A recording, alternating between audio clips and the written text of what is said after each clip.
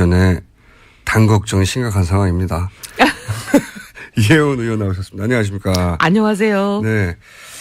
바른정당 분위기가 불안불안할 것 같아요. 헌재 판결이 난다 하면서 계속 안 저희가 나니까. 사실 어제 전까지만 해도 저 같은 경우는 네. 탄핵에 대해서 의심한 적이 없거든요. 단 한 번도. 예. 네. 뭐 1%도 의심한 적이 없는데 갑자기 어제 선고 기일이 미뤄지니까 네.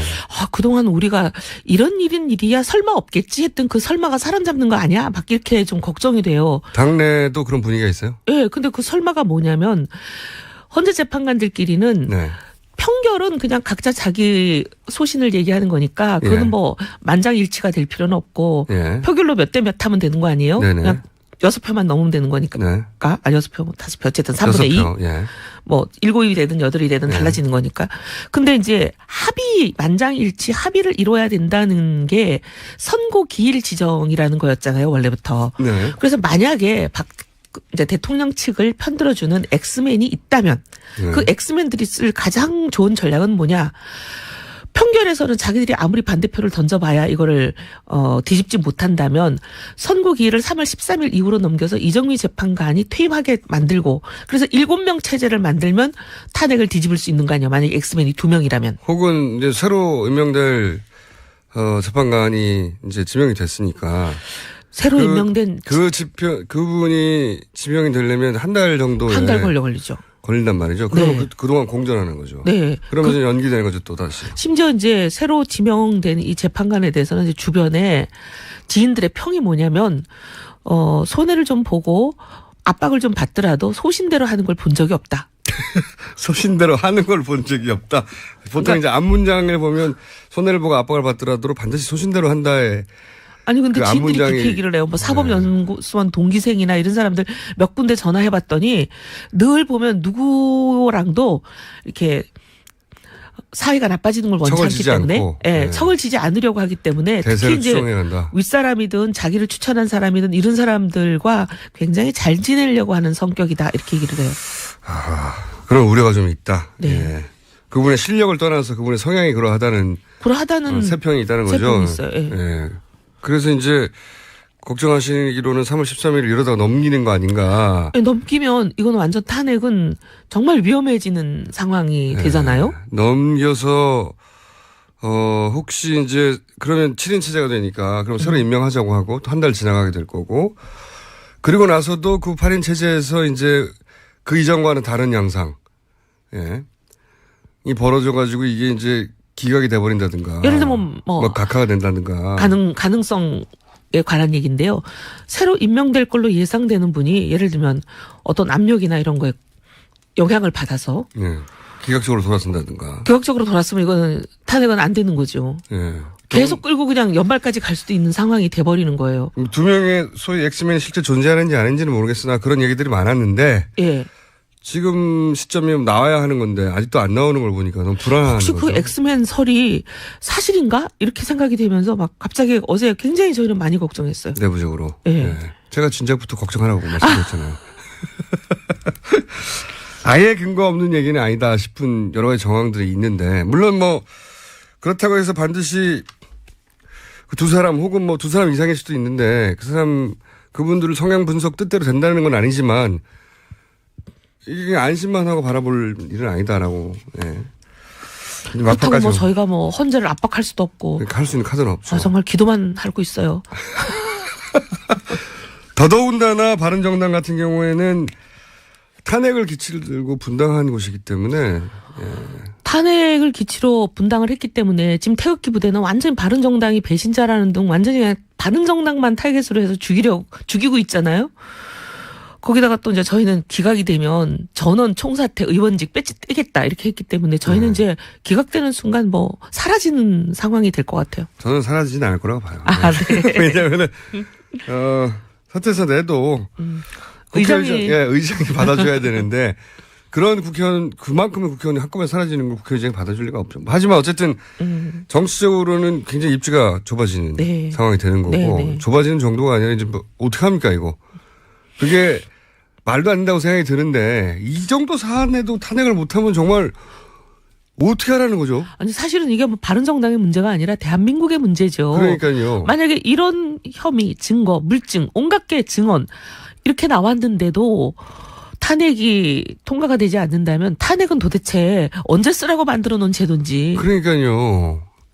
정말 이 정도 사안. 이건 헌법에서 탄핵이란 제도를 없애는 게 맞다고 생각해요. 저도 그렇게 생각하는데, 네. 예. 하지만 우리는 8인 중에 한 명이 아니기 때문에. 자, 그리고 저희 PD가 기도하신다고 하니까 기도는 저쪽이 훨씬 많이 하는 것 같다고 지금. 그쪽이요? 3일절 나와서도 하고. 이런 말 하면 죄송하지만 도대체 누구 기도로 들으실지 분명할 것 같아요. 이분 행보에 대해서 어떻게 생각하십니까? 이게 영향을 바른당에도 미칠 것 같은데, 김종인 전 대표가 탈당하셨잖아요. 네. 근데 탈당을 예고했죠. 곧 탈당할 것 같은데. 오늘 탈당기를 접수한다고 또 뉴스에 났더라고요. 네, 근데 그 뉴스들이 맞는 적이 별로 없어가지고요. 아, 그래요? 네. 그런데 여하간 이게 이제 바른정당에는 민주당에는 좋지 않은 뉴스고 바른정당에는 좋은 뉴스 쪽으로 분류될 수 있는 건데, 예, 딱 그렇지만 않다 하더라도. 하나의 가능성이 열릴 수도 있으니까. 자, 김종인 전 대표가 우선 대선 후보로 본인이 직접 선수를 뛸지도 모른다. 이런 얘기들이 있는데 그건 어떻게 보세요? 저는 현재로서는 뛸 가능성이 99%다. 그리고 정말 앞으로 이제 뭐 정치 상황이 격변을 해서 예상치 못한 김종인 대표님 생각에 전혀 예상치 못했던 상황이 전개된다면 이게 이제 의도가 무산되는 거죠. 계획은 세웠지만 실행이 안 되는 그런 상황이 될 수 있는데 그런 특별한 이변이 없으면 저는 실행하실 것 같다. 대선 주자로 출마하실 거라고. 네, 왜냐하면 지난 9월 달부터 벌써 주변에 있는 분들 얘기가 나온다. 그리고 상당히 준비하고 있다. 뭐 심지어 어떤 분은 실탄도 준비하고 있다. 실탄이라 하면 자금. 네. 그러니까 김종인 전 대표가 새누리당에도 있었기 때문에 그쪽 분들하고도 친하잖아요. 친한 네. 분들이 많은데 그 그런 소식통을 통해서 나온 이야기가 본인이 직접 나올 준비를 지난 9월부터 이미 하고 그때 계셨다. 9월 달에 제가 그런 얘기를 들었어요. 9월 초에. 그 이후로 쭉 들은 얘기 좀 해보세요 한번. 들은 얘기는 어쨌든 계속 그 얘기 진행형이에요. 진행형. 예, 계속 근데 준비 이제 중이다. 그때 당시로는 연말 전에 선언을 하시지 않을까 했는데 이게 이제 계속 생각보다는 좀 미뤄져서 오늘까지 탄핵도 있고 왔는데. 해서 이제 타이밍은 밀렸고. 예, 사실 9월 달만 하더라도 최순실 사태는 예상도 못했던 시점이잖아요. 그랬는데 이제 최순실 사태가 생기고 또 탄핵이 되고 하니까 조금 미뤄진 것 같기는 하고. 하지만 9월 달부터 이미 나왔던 얘기다. 네. 근데 어느 당으로 가지 않는다 하는 거는 그렇게 하실 것 같아요. 그래서 지금 이제 뭐 우리 당내라든지 여의도 참새들 얘기는 바른정당에서 선출된 후보. 여기 뭐 이제 정운찬 입당설까지 있으니까 거기까지 합해진다면 어쨌든 뭐 한 서너 명의. 입당설입니까? 입당 예정입니까? 제가 보기엔 입당하실 것 같은데 네. 그것도 뭐 본인이 발표하셔야 확정되는 거니까요. 하지만 소식통이 있을 거 아닙니까? 저도 뭐 99% 입당 같아요. 자, 그럼 99% 입당 이후에 네. 바른정당에서 이제 그러면 대선 후보가 3명이 되는 거죠, 현재. 3명 되는 거죠. 3명 네. 되고 바른정당에서 어쨌든 경선을 통해서 누가 후보가 한 명 선출되잖아요. 되면 그다음에 국민의당 쪽에서도 손학규 후보가 되든 뭐 안철수 후보가 되든 되든 누가 되든 한 명이 되고. 되고. 천정배 전 대표도 있습니다. 어머나 죄송합니다. 천 대표님 정말 죄송합니다. 네. 그런데 그렇게 되고 나면 이제 김종인 지금 전 대표 경우에는 독자 세력으로 계시다가 네. 결국은 이 독자 세력이 있나요, 근데? 지금은 혼자 누가 좀 나오는데. 아니 뭐 배지가 좀 따라 나오지 않겠어요? 글쎄, 그거 쉽지 않을 것 같은데요. 최소한 진영 의원 정도는 따라 나오지 않겠어요? 그렇다는 얘기는 하긴 하죠, 요즘. 네네. 네. 어쨌든 뭐 2명이면 뭐 세력으로 봐드리죠 뭐. 네, 그렇다고 치고. 그래서 계시다가 결국 이 어떻게 보면 세 개의 스몰 텐트가 연합, 단일화, 연대 뭐가 됐든지 간에. 그럴 그렇게 때 해서 본인도 선수의 한 사람으로 나와서 그럼 하나의 빅텐트가 되지 않나. 거기서 결국은 본인이 선택받는 그런 길로 나서게 될 거다. 그런 얘기네요. 지금 그게 이제 김종인 전 대표의 내심 생각하고 계시는 구상이 아닐까. 저도 비슷하게 생각합니다. 네. 그러면 상식적으로 보기에 그렇게 보이죠? 네, 다들 뭐 그런 정도 외에는 길이 없잖아요. 본인이 다른 길은 상상력 부재인지 제가 네. 잘 머리에 떠오르지 본인이 않아요. 정당을 만들 수도 없고 네. 그러기엔 시간은 너무 없고요. 그리고 본인이 다른 당에 들어가기에는 본인이 생각한 본인의 위상. 본인 스스로는 당 대표급인데 다른 데 들어간다는 것도 그렇고 그죠? 다른 당에서 당대표 맡으십시오 하고 오라고 할 리도 없잖아요. 그것도 그렇고. 다들 그렇게들 생각하시는 것 네. 같아요. 그러니까 어느 정당으로는 가지 않겠다. 어떤 정당으로든. 그 말씀이 다 믿어지는 거죠. 네, 그래서 본인이 밖에 있으면 그냥 자기가 나 대선 후보야 하면 그냥 대선 후보 되는 거니까요. 경선도 할 필요 없고. 경선도 필요 없고. 예. 제가 보기엔 경선하면 집니다. 당내에서 어디 들어가서 하든 간에 다 져요. 그런데 그렇게 선언을 해서 이제 본인도 선수의 한 사람으로 뛰어들 가능성이 99%다. 그런 얘기면 오래됐다 이미. 예. 9월 달에 그 얘기 들었을 땐 되게 충격이었어요. 네. 뭐 심지어 실탄 얘기까지 나와서 실탄. 그 정도까지 구체적으로 계획을 세우시나? 네. 이제 이게 뭐 소문이니까 그렇게 생각했었는데 점점 시간이 지나면서 나오시는 길로 가는구나. 그렇게 생각했죠. 드디어 이제 직접 행보를 한 발 뗐구나. 근데 네. 거기다가 어떻게 보면 울고 싶은데 뺨 때려준 격으로 민주당이 또 상법 개정안까지 거의 날려버렸잖아요. 네. 저는 그 이해를 못하겠어요. 왜 그랬는지 민주당이. 그렇게 저도 개혁 모르겠어요. 얘기하면서 네. 특히나 이번 최순실 사태로 보면 얼마나 재벌의 구조개혁이 필요한지 절실한지 온 국민이 자. 공감을 하고 있는데. 민주당을 깔 수 있는 타이밍이니까 마음껏 공개하세요. 그건 뭐 민주당 의원들이 나오면 나중에 얘기하겠죠. 근데 제가 더 궁금한 것은 이거예요. 바른정당에서 혹은 의원님이 보시기에 대선 후보로서의 경쟁력은 있다고 보십니까? 독자적인? 누구 김종인 전 대표요? 네. 사실 되면 참 잘하실 분인데 네. 우리 정치의 비극은 되면 잘하실 분들이 꼭 잘 되기가 어렵더라고요.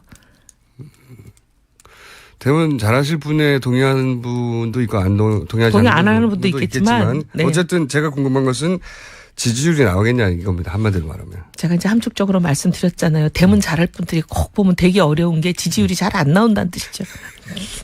지지율은 안 나올 것이다. 네. 치명적인 이야기네요. 자, 정운찬 그러면 전 총리죠. 네. 예. 정치인들은 항상 직전에 가장 높은 직책을 불러줘야 되니까. 정운찬 전 총리는 얘기가 거진되어 가는 중인 걸로 지금 보이는 건데 그러면 그죠? 정운찬 총리 입장에서도 선택지가 많지 않은 것 같아요. 그렇죠. 네, 왜냐하면 국민의당으로 감정적으로 틀어진 것 같고요. 개문발차라고 얘기하는데 얼마나 모멸적이에요. 개문발차가 뭐예요? 원래 그쪽으로 가야 할 여러 가지 가능성을 마음이. 타진하고 계셨던 것 같아요. 저희 방송에도 나오셨는데 그때만 하더라도 국민의당으로 많이 기울어진 듯하게 얘기를 하셨는데 그 사이에 그때는 저희가 어떻게 보면 구애를 잘 안 했던 때거든요. 예. 절로 이제- 가겠거니 하고 있었구나. 근데 우리 사람인 줄도 모르고. 그래갖고 막 창당하고 뭐 하는데 완전히 그냥 정신이 팔려가지고 그러고 있다가 이제 좀 정신을 차려서 정운찬 후보 정도면 우리랑 비슷한 길 아닌가? 우리가 영입을 하고 모셔오려고 노력을 해도 가능성이 있는 분이다. 이런 생각들을 이제 서서히 하면서 이 사람 저 사람이 많이 얘기를 한 것 같아요. 그래서 바른정당에 오시는 길이 살 길이다.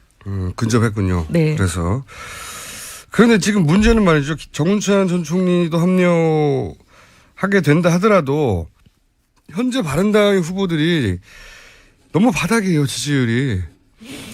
뭐 어쩌겠어요. 지금 나라가 완전히 양극단으로 양분돼가지고 양극단 아니에요. 8대2. 8대2. 많이 봐도 8대인데 8대인데 이제 제 얘기는 비중이 똑같다는 뜻은 아니고 네. 양쪽이 갈라지긴 했다. 갈라지면서 네. 서로가 굉장히 극성스러운 사람들이 빨아당기고 있는 거잖아요. 그러니 중도가 이게 뭐 설 자리가 없어요. 양쪽이 다 땡겨가가지고. 지난 시간에 한번 말씀드렸지만 저는 그렇다기보다는 바른정당에서 항상 그렇게 얘기하는데 80%에 부합되도록 바른정당이 명쾌하게 행동하지 못한 게 아닌가. 이걸 반반으로 해석한 거 아닌가 그런 생각이 들어요. 저는.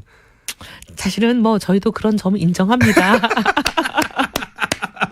아니 근데 어쨌든 제가 궁금한 건 이거예요. 그래서 당내에서 우리 지금 기존 후보로는 안 되는 거 아니야 이런 얘기 있잖아요. 아니 근데 그런 얘기를 한 분이 딱 한 분 계시는데요. 네. 전 좀 미련한 것 같아요. 아니 이거는 완전 딱 한 분 누굽니까? 자살골이죠. 아니 뭐 언론 검색해 보시면 바른정당 후보 교체론 검색해 보시면 딱 누군지 나오니까 제 입으로 얘기 안 하겠는데 한 사람의 얘기예요 원래 출발이? 그분만 얘기하셨어요. 어쨌든 공개적으로는 마음속으로 그런 생각을 가진 사람이 또 있는지는 모르겠지만 네. 공개적으로 언급을 하신 분은 그분인데 근데 그분의 경우는 쟤는 정말 속상한 게 자살골이거든요. 그러면 예를 들면 이 후보로 안 된다 그러면 대체할 만한 다른 대안이 있을 때 얘기하는 게 현명한 거죠. 혹시 김종인 전 대표가 무슨 교감이 있는 분 아닙니까? 그분이 그 김종인 대표하고 가깝지는 않은데 네. 김무성 대표랑 오히려 가까운 분이죠. 네. 근데 김무성 대표는 안 나온다는 것을 거의 정하신 것 같거든요. 네. 그리고 제가 봐도 김무성 대표님이 지금 나오기는 쉽지가 않은 게 보수정당 후보 적합도 조사 이런 게 막 언론에 보도가 되잖아요. 네. 그런 걸 보면 유승민 의원이 거의 뭐 다른 사람 더블 스코어로 1등이에요. 맞아요. 적합도는 높은데 지지율은 안 나는 상황이죠.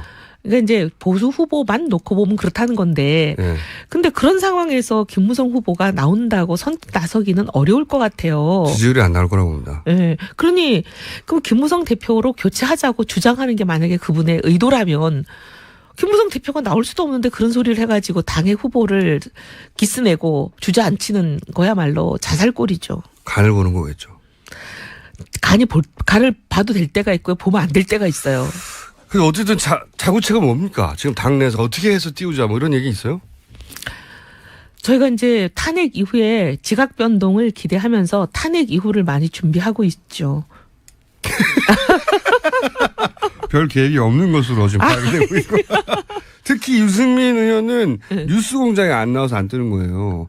여기 다 거쳐갔는데 왜 안 나오시나 몰라요. 아, 다 거쳐갔어요? 정말 한 거의 사람도 다 빠짐없이? 거쳐갔어요. 거의 다. 어머, 정말. 그래요? 전정배 전 대표님 죄송하고요. 아, 유력 주자들. 1% 이상은 거의 다. 1% 이상은 예. 남경필 후보도? 그럼요. 2번인가 어머. 3번인가 나왔는데요. 어머나, 그러셔요? 예. 제가 꼭 말씀드리겠습니다. 여기를 거치지 않으면 무망하다. 홍문표 의원이 그런 얘기를 했나요? 홍준표? 홍문종 참. 아, 누가 그런 얘기를 했죠? 뭐라고? 교체해야 된다고 후보. 아니요. 아니에요? 우리 당내에서 나온 얘기예요. 당내. 아니, 홍문종 의원이야 뭐 자기 당이나 잘할 일이지 1%도 안 되는 사람들만 모시고 계시면서 뭐 3% 넘는 사람 걱정까지 할 필요는 없는 것 같고. 이런 거 오지랖이 넓다고 하죠. 말 나온 김에 홍준표 도지사의 출마에 대해서는 떨떠름 하십니까? 좀 이해가 안 돼요. 아니, 우리나라가 그래도 명색이 법치국가고 하고 네. 새누리당 시절에 지금은 이제 자유당이 됐지만 새누리당 시절에 만든 당원 당규가 그대로 지금 자유당에 돼 있는 거잖아요. 네. 어쨌든 기소가 됐다. 기소가 됐다는 건 우리나라 검찰이라는 공공기관이 여러 가지 증거랑 모든 걸 수사를 해보니 이 사람이 혐의가 있다. 유죄일 가능성이 굉장히 많다. 라고 해서 기소를 하는 건데 기소가 되는 단계가 되면 당원권이 정지가 되고 어떤 활동도 할 수 없는 걸로 돼 있어요. 근데 제일 중요한 대선 후보가 되는 활동을 지금 기소가 돼 있는 상태에서 무죄가 확정되지도 않은 사람이 한 번은 유죄 한 번은 무죄니까 거의 1승 1패예요. 근데 나오겠다. 이건 좀 이해가 안 돼요. 네. 아니 뭐 거기에 대해서 본인은 뭐 여러 가지 할 말이 있다고 하는데 제 말은 뭐냐면 본인이야 할 말이 늘 많으시죠. 예, 할 말은 정말 많은 분이죠. 심지어 탄핵 소추가 되신 분도 저렇게 할 말이 많으신데. 제 말은 홍준표 도지사가 출마하게 되면 바른정당에는 좋은 게 아니지 않습니까? 그죠? 당연히 그렇죠. 예. 그렇지 않아도 지금 주목도가 바른정당 후보들한테 안 오고 있어서 걱정인데 홍준표 도지사가 가장 잘하는 게 사람들이 본인을 홀리는 거. 아니 교란 작전이라고 하죠. 찬성하든 반대하든 이목을 본인에게 집중시키는 스킬은 아주 뛰어나요. 그러니까 전혀 본질적이지 않은 문제로 본질을 덮어버리는 그 홀리는 걸 굉장히 잘해요. 일단 쳐다보기를 만드는 거죠, 사람들이. 네. 예. 그래서 이제 근데 정치인한테는 쳐다보게 만드는 능력이 필요하잖아요. 유승민 의원한테 왜 그게 없냐. 다시 쳐다보게 만드는 능력도 뭐 어떻게 보면 필요할지도 모르지만 그게 충분 조건은 아닙니다. 근데 그분은 그거 말고 뭐가 있나 궁금해요. 쳐다보게 만든 다음에 말싸움도 잘해요. 그게 쳐다보게 만드는 거죠. 그분의 네. 스킬이잖아요. 스킬이죠. 네. 뛰어난 스킬이죠. 아주. 네. 거기서부터 지금 제가 보면 유승민 의원하고 홍준표 도지사하고 토론을 붙으면 그게 냉정하게 그 사실관계를 떠나서 홍준표 마치 도지사가 이긴 것 같은 느낌을 줄 거예요. 근데 우리 국민들이 이제 그런데 속지 말아야죠. 그런데 속아가지고 지금 나라가 이 꼴이 되는 걸 보면서도 또 속으면은 저희도 정말 미래가 없습니다.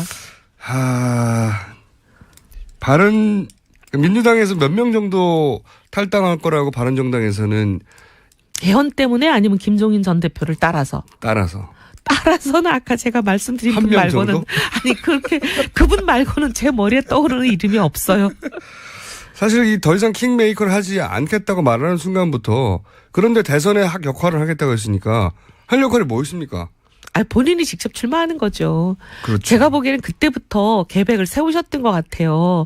그러니 9월 달에는 굉장히 구체적인 얘기가 지인들 사이에서 나오는 거잖아요. 총알은 얼마나 준비됐답니까? 아니 이제 뭐 그런 구체적인 얘기는 없고 대선 후보는 자금도 있어야 된다. 그러니까 그런 말들이 이미 나왔었다. 자금도 있어야 된다고. 예. 대선이 뭐 그냥 아무것도 실탄 없이 되는 건 아니지 않느냐. 준비된 후보다 이런 얘기들을 많이 하셨어요. 준비된 후보다까지. 남 얘기 할 때가 아닌데 바른정당 탄핵이 인용된 이후에 만약 인용된 이후에는 자유한국당과 바른정당의 포지션이 확 바뀔 거 아닙니까? 라고도 전망하고 있죠. 바른정당 내에서도. 그렇죠? 저희는 그걸 기대하고 있죠. 왜냐하면 보수- 상식적인 사회라면 대한민국이 탄핵이 인용이 됐는데 소위 자유당이 설당이 있다면 그건 대한민국에 문제가 있는 거 아닌가요? 그래서 탄핵이 인용되면 틀림없이 어쨌든 양쪽 중에 힘이 이쪽이 더 셀 것 같아서 자유한국당을 지지하는 지지자들이 이제 일로 넘어올 것이라고 하는 기대를 가지고 있는 거죠. 그러기도 하고 탄핵에 찬성표를 던져놓고 지금 그 안에 있는 그분들이 거기 있을 수가 있겠어요? 탈당도 할 것이다. 아니 자유한국당에서. 탈당을 안 하면 그분들은 왜 정치를 하는 탈당 거며? 몇 명 할 걸로 얘기되고 있어요 지금. 왜냐하면 30몇 명이 지금 거기에 찬성표를 찍어놓고 앉아 계시는 거잖아요. 그러면 그 작업도 숫자를 하고 있습니까? 딱 계산하면 66명이 찬성표를 민주당 그렇죠. 이외에서 찍었다고 생각이 되는데 예. 물론 일일이 확인한 건 아니지만 근데 문제는 그럼 우리가 32명이니까 적어도 저쪽에 더 많이 남아 있는 거 아니에요 우리보다? 그렇죠. 예, 우리보다 더 많이 남아 있는 저분들은 도대체 뭔가요? 그러면서 지금 당론은 탄핵은 되면 안 된다. 그다음 대통령은 죄가 없다. 이런 식의 대세에 휩쓸려 가지고 그냥 가만히 계시는 거잖아요. 그럼 왜 탄핵을 찬성하신 건지? 힘을 여전히 신박히 가지고 있다는 거죠 당내에서. 네. 그러니까 그분들은 거기에 계속 있으시면은 안 되죠. 정치 도의상. 그러면 그분들이 탄핵 인용과 함께 탈당할 거라고 전망 정도가 아니라 접촉이 있습니까? 접촉은 뭐 이제 개인들끼리 335 친한 의원들 통해서 뭐 우리가 언제 가야 돼? 언제 나오면 좋은 거야? 뭐 이런 얘기들을 하신다 그래요. 언제 가면 좋은 거야. 예.